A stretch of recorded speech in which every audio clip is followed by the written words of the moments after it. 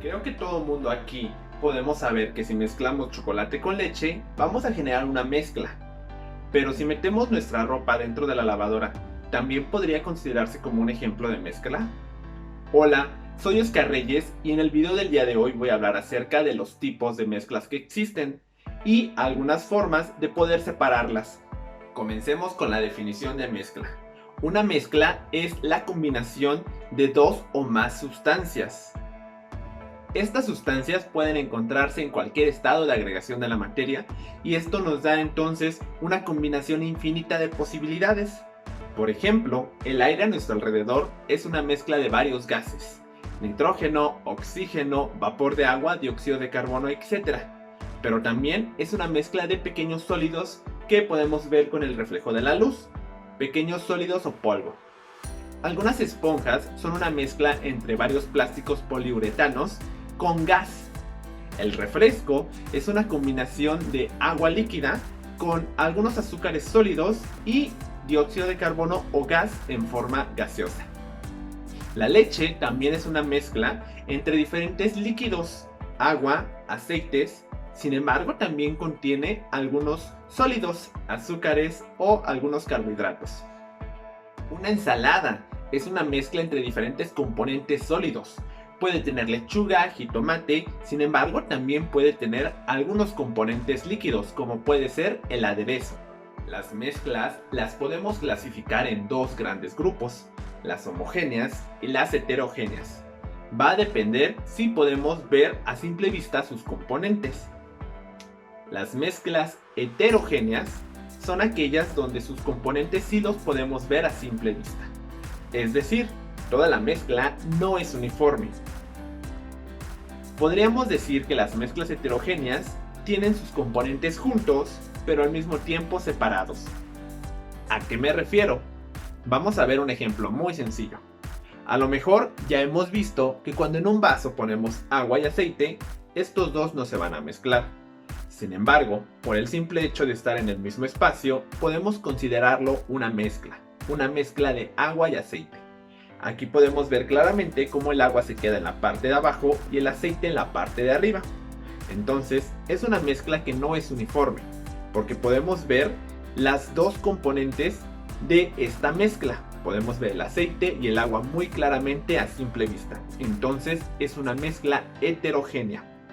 Otros ejemplos de mezclas heterogéneas podría ser una rebanada de pizza hawaiana, donde también a simple vista podemos ver en qué parte se encuentra la masa, el queso, la piña o el jamón. Otro tipo de mezcla heterogénea puede ser también una ensalada, donde podemos ver la lechuga, el pepino, jitomate, aderezo, etc. Y también una lavadora con ropa dentro, podemos ver en qué parte está cada prenda, por lo tanto es una mezcla heterogénea. Por otro lado, una mezcla homogénea es una mezcla que parece prácticamente un solo ingrediente. Es decir, no podemos ver las diferentes partes que conforman esa mezcla. Es decir, toda la mezcla es uniforme. Un ejemplo muy sencillo es el agua con azúcar. Aquí prácticamente no podríamos distinguir entre un vaso normal de agua y un vaso con azúcar. Puede ser muy similar, más si la concentración de azúcar está muy diluida. Prácticamente toda esta mezcla es uniforme, porque yo no alcanzo a ver en qué parte se encuentra el azúcar o en qué parte se encuentra el agua, porque están íntimamente unidas. Otro ejemplo de mezcla homogénea podría ser un refresco, donde de igual manera no podemos ver en qué parte se encuentran los colorantes, los azúcares, el gas o el agua como tal, ya que prácticamente se encuentran íntimamente unidos todos los componentes del refresco. Otro ejemplo de mezclas homogéneas pueden ser las aleaciones. Las aleaciones son muy usadas en todo el mundo y hay de diferentes tipos. ¿Qué es una aleación? Una aleación es una mezcla de dos o más metales que parecen uno solo. Veamos algunos ejemplos. El latón. El latón es un metal que podemos encontrar en algunas puertas o también en algunos apagadores. Es de color amarillo oscuro brilloso. El latón es una mezcla entre el cobre y el zinc. El cobre es un metal café oscuro brilloso que podemos encontrar dentro de varios cables. Entonces ese cobre se junta con el zinc. El zinc es un metal blanco brilloso que se usa o se encuentra en diferentes complementos alimenticios. De igual manera se usa en diferentes aleaciones. Otro ejemplo de aleación, el bronce. El bronce es un ejemplo muy famoso porque lo hemos visto como medalla en diferentes actividades deportivas. El bronce es una mezcla entre el cobre y el estaño. El cobre, ya lo mencionamos, lo podemos encontrar en los cables, y el estaño es un metal más o menos plateado, muy brilloso también. Lo podemos encontrar en algunos pigmentos y varios minerales y aleaciones también. Una de las aleaciones más famosas es el oro de 14 quilates, el cual es una mezcla de oro puro con plata, cobre y zinc. Ahora que ya hemos hablado de los tipos de mezcla, ya podemos pasar a los métodos o formas para poder separar estos tipos de mezcla. Es importante aclarar que los métodos que voy a estar explicando son métodos físicos. ¿Qué significa que sean físicos? Significa que no van a alterar la composición química de las partes de la mezcla o la mezcla en sí. Pasemos entonces a uno de los ejemplos más famosos, la filtración. La filtración es un método que consiste en separar mezclas en sus partes líquidas y sus partes sólidas, mediante algo llamado filtro, el cual puede ser un papel o hasta un colador. Cuando hemos hecho café en una cafetera, nos hemos dado cuenta que podemos poner estos papeles para separar la parte líquida y la parte sólida, o los granos se queden en la parte de arriba. Cuando estamos cocinando una pasta y ya está lista, podemos usar un colador para que la pasta se quede en la parte de arriba y el agua hirviendo, que ya no vamos a usar, pueda caer por debajo del colador. El siguiente proceso se llama imantación. Imaginemos que tenemos una aguja en un pajal muy grande y tenemos que buscar la aguja. Posiblemente esta sea una tarea muy difícil o prácticamente imposible, pero si tuviéramos un imán, posiblemente esta tarea sería muchísimo más fácil. ¿Qué es lo que estamos haciendo? Estamos usando las propiedades del metal para separar los metales que son atraídos con él de los demás componentes. Este proceso se usa en diferentes industrias para separar pedacitos de hierro de arena.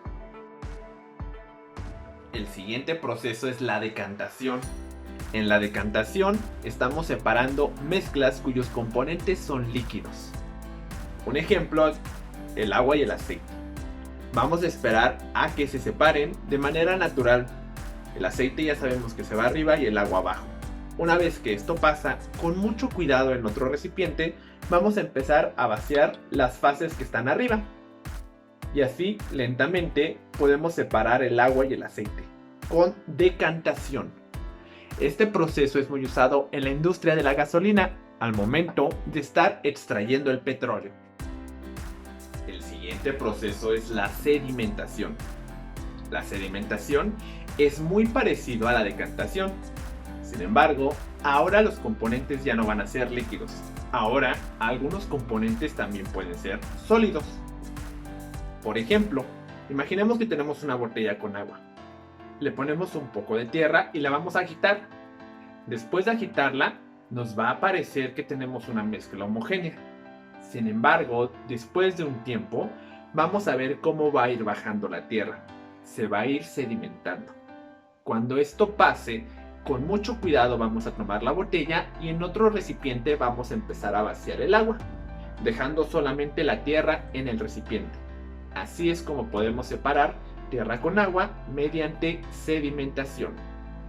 La sedimentación es un proceso muy usado al momento de estar tratando aguas residuales. Si estamos haciendo una sedimentación, pero no tenemos mucho tiempo para esperar a que bajen los residuos sólidos a la parte de abajo, podemos usar un truco. También existe la posibilidad de que los residuos sólidos no tengan suficiente peso para bajar rápido. Entonces, ¿cuál es el truco? Meter nuestra muestra a una máquina especial llamada centrifugadora. Una centrifugadora o centrífuga da muchas vueltas a nuestra muestra y las da de manera muy rápido. Esto va a producir que la fuerza de tracción hacia abajo sea mayor, es decir, va a aumentar de cierta manera el peso. Esto va a hacer que las partículas vayan hacia abajo de manera muy rápida. Y así es como podemos aumentar la velocidad en una sedimentación. Sin embargo, ya no se va a llamar así. Ahora se va a llamar centrifugación. La centrifugación es un proceso muy usado en varios laboratorios de análisis clínicos, al momento de querer separar una muestra de sangre para poder analizarla. Posiblemente hayas notado que los métodos que acabo de mencionar sirven en su mayoría para mezclas heterogéneas. Ahora vamos a pasar a un método que nos sirve para separar mezclas homogéneas: la destilación. La destilación es un proceso que nos ayuda a separar diferentes componentes con la ayuda del punto de ebullición. Hay que recordar que el punto de ebullición es la temperatura en la que las sustancias cambian de estar de estado líquido a estado gaseoso.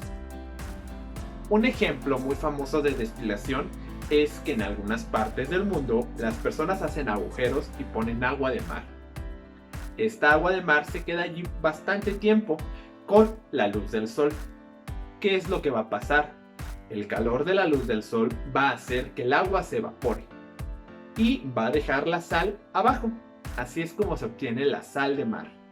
En la destilación es muy importante cuidar la temperatura, ya que si la temperatura fuera muy poca, posiblemente el agua no se hubiera evaporado, pero si fuera muy alta la temperatura, posiblemente la sal se pudiera quemar. De hecho, si quisiéramos hacer este experimento en casa de separar agua con sal, tendríamos que tener mucho cuidado y a lo mejor sería muy difícil este paso de mantener la temperatura o cuidar la temperatura, porque se nos puede quemar la sal o en su defecto puede que la temperatura no sea suficiente para que el agua se evapore rápidamente. Entonces hay que cuidar muy bien la temperatura y el tiempo en este proceso.